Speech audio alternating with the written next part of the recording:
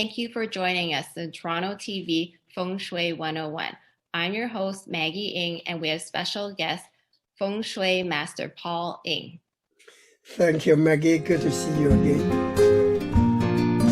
Master Paul Ng, what are the basic things to check when I plan to buy a new home regarding Feng Shui perspective, thinking externally and internally? Now, first of all, we got to look at the external, obviously. So the first thing to look for is the road or the street or the avenue that leads to the house. Now, because Feng Shui is two words, Feng means wind, which is blow things away.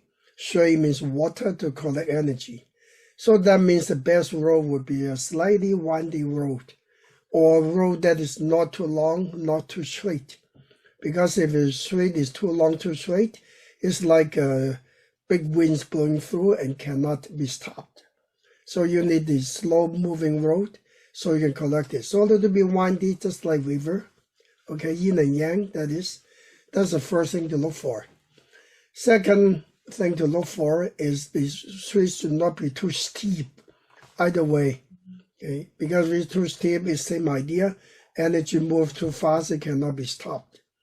Also would be a bit dangerous too. Now, number three, the house should not be shaded too much by trees. I've seen a lot of older neighborhoods that the trees are so huge and surround the house, so bad that sunlight cannot get in, and there's too much yin energy. Because we live in the living world, so we need more yang energy. That is a bit more brightness, more sunlight from outside. So that's on the outside. And also on the outside, you do not want the main entrance of the house to directly confront things like a light post or a tree with very long trunks. Because there are two kinds of trees. One kind of long trunks with leaves further up, another kind would be light spruce and leaves further down. So as long as it's not a pure trunk that looks like a light post, that would still be acceptable. Next thing to look for is make sure your main door outside does not confront the gap of two houses directly, because that's called the tunnel force in English, or in Chinese called heavenly saber force, bad for health and something. So these are very basic principles of the outside of a house.